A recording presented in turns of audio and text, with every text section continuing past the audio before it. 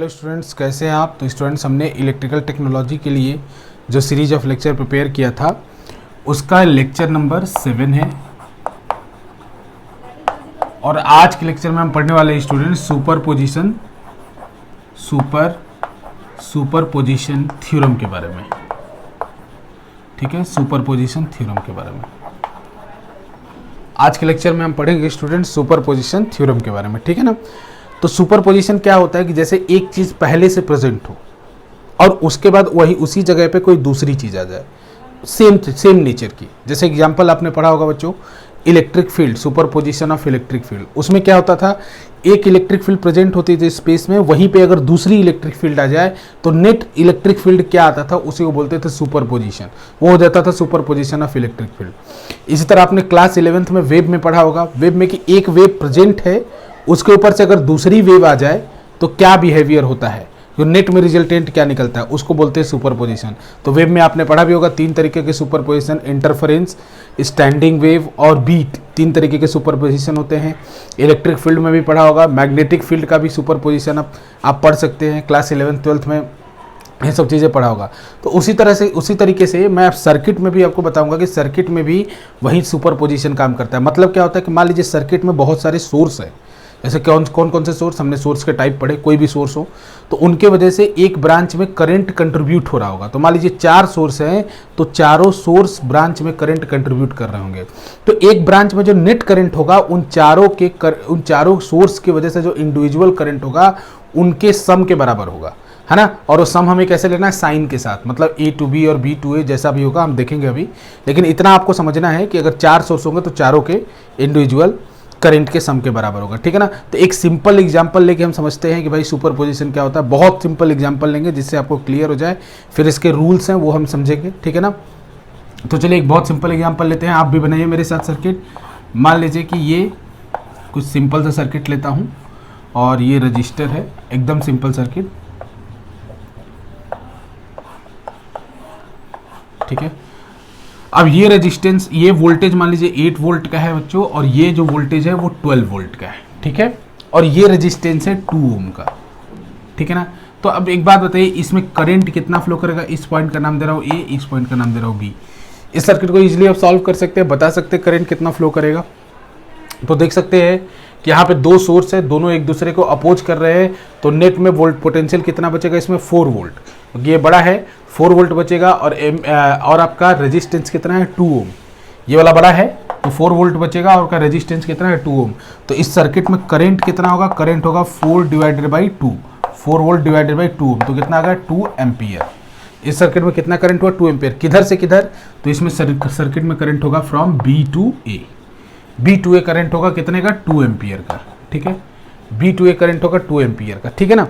तो अब देखिए, मैं इसको एक चीज़ बताना चाहता हूँ कि ये तो सिंपल हमने निकाल लिया। अब सुपरपोजिशन के द्वारा मैं इसको सॉल्व करना चाहता हूँ। मतलब सुपरपोजिशन में आपको करना क्या होगा कि अगर वोल्टेज सोर्स है तो जैसे मान लीजिए मैंने पहले इसकी वजह से करंट निकाल लूँ इस ब्रांच में, फिर इसको हटा दूँ, इसको शॉर्ट कर दूँ और इसकी वजह से करंट निकाल लूँ इस ब्रांच में।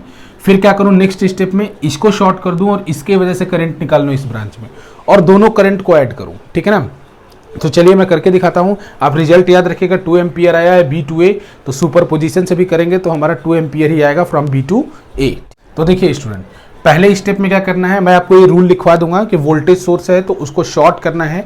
अगर अभी बता भी दे रहा हूँ, फिर आप नोट कर लीजिए अपने नोटबुक में कि अगर आपको सुपरपोजिशन थ्योरम में वोल्टेज सोर्स है तो उसको शॉर्ट करना है, और करंट सोर्स है तो उसको ओपन करना होगा। मतलब वोल्टेज सोर्स है तो देखिए मैं क्या करूँगा, अभी मैं 8 वोल्ट की वजह से निकालना चाह रहा हूँ कि इस ब्रांच में कितना करंट होगा। तो मैंने इसको क्या कर दिया, 12 वोल्ट को शॉर्ट कर दिया। 12 वोल्ट को अगर शॉर्ट कर दूंगा तो 8 वोल्ट की वजह से कितना करंट जाएगा, 8 वोल्ट की वजह से करंट जाएगा A to B जाएगा, और कितना एम्पियर जाएगा करंट, 4 एम्पियर। देख रहे बच्चों, क्योंकि एक ही वोल्ट, एक ही रजिस्टर, 4 एम्पियर का करंट जाएगा A to B। ठीक है। अब दूसरे केस में मैं क्या करूं, इसको शॉर्ट कर दूं और यहाँ पे ये 12 वोल्ट का बैटरी लगा दूं। ठीक है। तो पहले केस में क्या किया, 2 केस, मतलब 2 सर्किट का ये सुपरपोजिशन। इस सोर्स को रखा, इसको शॉर्ट कर दिया, दूसरे केस में इसको शॉर्ट कर दिया, इसको रखा। तो इस केस में निकालिए, ये तो 8 वोल्ट के केस में था। अब जरा निकालिए 12 वोल्ट के केस के लिए, कि 12 वोल्ट के केस के लिए कैसा होगा। तो देखिए 12 वोल्ट का अगर केस बना है, फिर ये A to B, तो देखिए अब की बार करंट कैसे फ्लो करेगा, 12 वोल्ट इधर से लगाए हैं, 2 ओम का रजिस्टर है, तो किस करंट कैसा फ्लो करेगा, 6 एम्पियर का इधर से इधर। तो यानी इस अब की बार 12 वोल्ट, अगर हम 12 वोल्ट की वजह से करंट निकालना है तो आ रहा है 6 ampere from B to A, 6 ampere आ रहा है B to A, और इस केस में कितना आ रहा है 4 ampere from A to B। अब इन दोनों को ऐड कीजिए, देखिए एक ब्रांच में 8 वोल्ट ने भी करंट में कंट्रीब्यूट किया कितने का, 4 एम्पियर का। उसी ब्रांच में एक 12 वोल्ट की बैटरी ने भी कंट्रीब्यूट कितने का किया, 6 एम्पियर का। तो इस ब्रांच में जो रिजल्टेंट करंट होगा वो इन दोनों के सुपर पोजिशन के ऊपर डिपेंड करेगा। तो देखिए इन दोनों को अगर सुपर पोजिशन करेंगे तो क्या होगा, 4 एम्पियर इधर है, 6 एम्पियर इधर है, तो नेट में कितना बचेगा, नेट में बचेगा 2 एम्पियर इधर की तरफ from B to A, 2 ampere from B to A, 2 ampere from B to A। तो हम देखिए आपको रिजल्ट मैंने बताया था, रिजल्ट आप याद भी, आपको मैंने बताया था लास्ट अभी थोड़ी देर पहले कि आप रिजल्ट को ध्यान में रखिएगा। तो देखिए सुपरपोजिशन से भी हम उस रिजल्ट तक पहुंच गए। तो इसमें आपको करना क्या होता है कि अगर मल्टीपल सोर्सेस प्रेजेंट हैं तो इंडिविजुअल सोर्स की वजह से आप करंट निकाल लीजिए, और किसी ब्रांच में अगर आपको नेट करंट चाहिए तो इंडिविजुअल सोर्सेस की वजह से जो करंट आएंगे उनको ऐड कर दीजिए विद डायरेक्शन। जैसे देख लीजिए कि इधर का डायरेक्शन बढ़ा है, इधर का या इधर का, तो अभी इस केस में जैसे आप देख रहे हैं 2 एम्पियर इधर की तरफ बढ़ा है, ठीक है ना। तो इसमें सिंपल क्या किया हमने कि सुपरपोजिशन किया, एक बार 4 एम्पियर का करंट निकाला, इस रेजिस्टेंस में करंट निकाला 8 वोल्ट की वजह से, इसी रेजिस्टेंस में करंट निकाला 12 वोल्ट की वजह से, दोनों अलग अलग सोर्स है, दोनों अलग अलग सोर्स की वजह से करंट निकाला। फिर दोनों सोर्स अगर एक साथ ऑपरेट करेंगे तो कितना करंट होगा, तो दोनों करंट का भी सुपरपोजिशन कर दिया, दोनों करंट को हमने जोड़ दिया, तो ये हो गया हमारा सुपरपोजिशन प्रिंसिपल, ठीक है ना बच्चों। तो स्टूडेंट्स आपको रूल में क्या समझना है, अगर वोल्टेज सोर्स है तो इसको आपको शॉर्ट कर देना है, ठीक है, वोल्टेज सोर्स है तो शॉर्ट कर देना है। जैसे अगर आप 8 वोल्ट के लिए लगा रहे हैं तो एक ही सोर्स होना चाहिए ना, दूसरा सोर्स बाकी जो वोल्टेज सोर्स होगा उसको आप क्या कर देंगे, शॉर्ट, मतलब एक जिसके जैसे 8 वोल्ट के लिए लगा रहा हूं तो 12 वोल्ट को शॉर्ट कर दिया। लेकिन अगर मान लीजिए अगर किसी सर्किट में आपको करंट सोर्स मिलता है, करंट सोर्स मिलता है, तो करंट सोर्स के लिए क्या करेंगे, उसको ऐसे ओपन करके छोड़ दीजिए, मतलब उस ब्रांच में करंट ही नहीं जाएगा। अगर करंट सोर्स है इस तरीके से तो आप इसको ओपन करके छोड़ दीजिए और बाकी कैलकुलेशन करिए, ठीक है ना। तो करंट सोर्स ये इंडिपेंडेंट करंट सोर्स है, बाकी उसके वैरायटीज है। तो आप नीचे देखना चाहते हैं कि सोर्सेज कितने टाइप के होते हैं तो आप नीचे लेक्चर में जा सकते हैं हमारे, और वहाँ से आप देख भी सकते हैं कि अलग अलग तरीके के सोर्सेज क्या होते हैं, और उनके ऊपर हमने न्यूमेरिकल भी कर रखे हैं, तो वहाँ से भी आप देख सकते हैं, ठीक है ना। तो मैं बताना चाहता हूँ बच्चों कि सुपरपोजिशन थ्योरम जैसे सर्किट सॉल्विंग का ही एक तरीका है। इसमें हम कर क्या रहे हैं, अल्टीमेटली हम सर्किट को सॉल्व कर रहे हैं, मतलब ब्रांचेज में करंट ही निकाल रहे हैं। तो करंट निकालने के हमारे पास बहुत सारे तरीके आ गए। एक तरीका केवीएल भी है, मेश एनालिसिस भी है, लास्ट क्लास में हमने नोडल भी पढ़ा, नोडल भी है, और एक और तरीका भी आ गया सुपरपोजिशन थ्योरम। तो सुपरपोजिशन थ्योरम को आपको वहाँ यूज करना चाहिए जहाँ 2 या max two max 3 voltage source हो।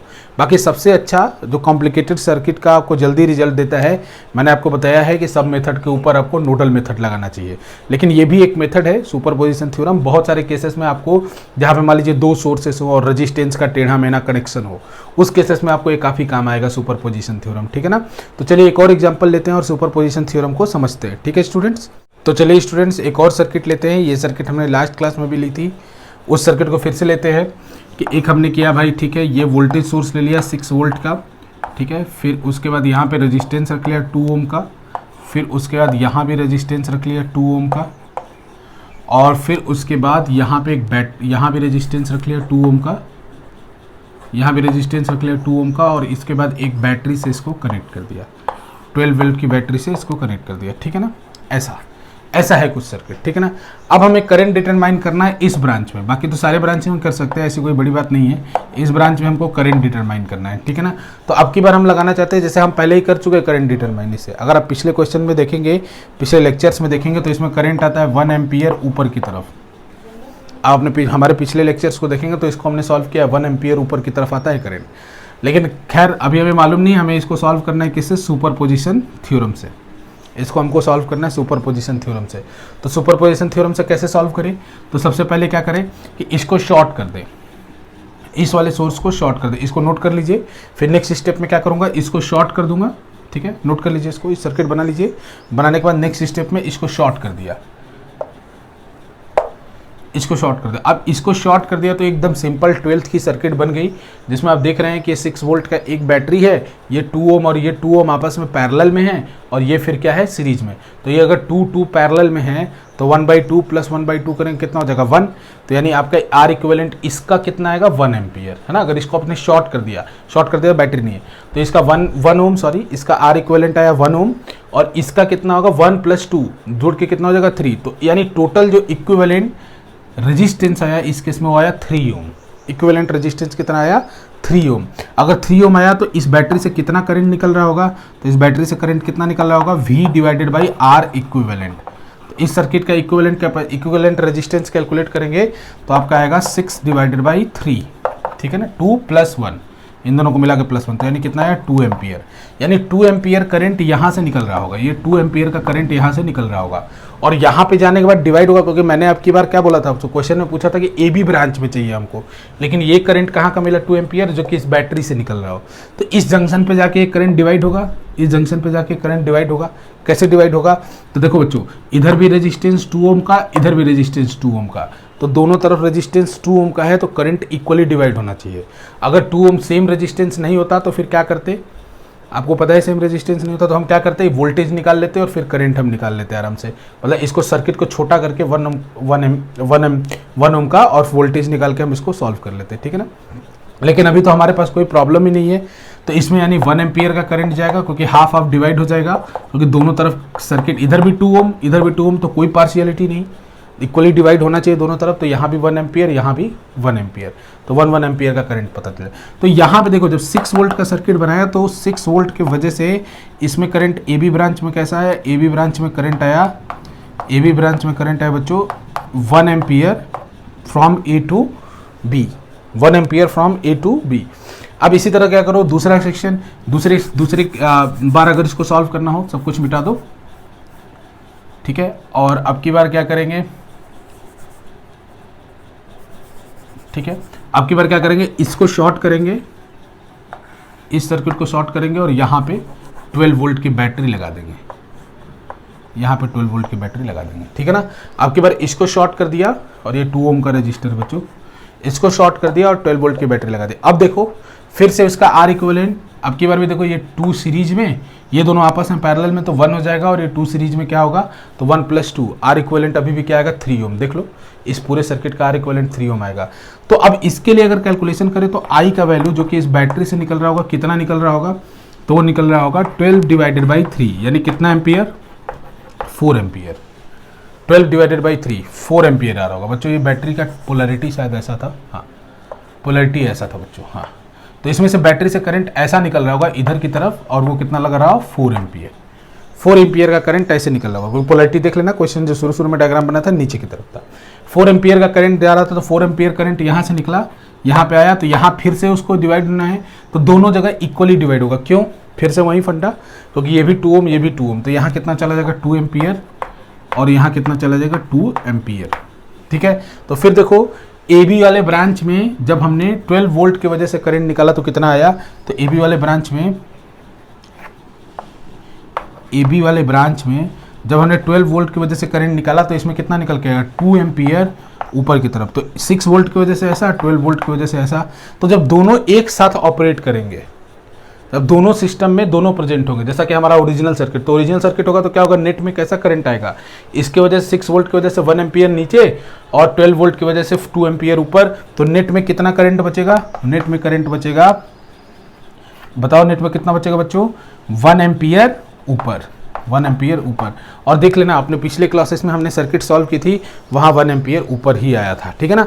तो इस तरीके से देख सकते हो, ये सब सर्किट है, इसको आप सुपरपोजिशन थ्योरम से सॉल्व कर सकते हो। बाकी आप वेबसाइट पे जाओगे electricalYatra.com पे, तो वहाँ पे कुछ सर्किट मैंने दी है जिसको आप प्रैक्टिस भी कर सकते हो। और आपका अगर कोई भी सर्किट है, अगर आप उसको सुपरपोजिशन से, लेकिन मेरा मानना है कि आप सुपरपोजिशन से तभी सॉल्व करना बच्चों जब आपको ऐसा लगे कि मतलब बहुत सारे रेजिस्टेंस का कॉम्प्लिकेटेड स्ट्रक्चर हो, उसके बीच में एक आग बैटरी हो, 1 या 2 बैटरी हो, तब इसको प्रेफर करना। अदरवाइज सबसे बेस्ट सुटेबल मेथड अभी भी कह रहा हूँ नूडल है। सारे सर्किट को सॉल्व करने का, ठीक है ना। बाकी ये मेथड है हमारे सिलेबस में है तो इसको पढ़ लिया, ये हुआ सुपरपोजिशन थ्योरम। उम्मीद है आपको ये आज का लेक्चर पसंद आया होगा। नेक्स्ट क्लासेस से जो बाकी इसके बाद थ्योरम है, Millman's theorem, Norton theorem, Thevenin theorem, 1 by 1 करके हम देखते जाएंगे, ठीक है स्टूडेंट्स।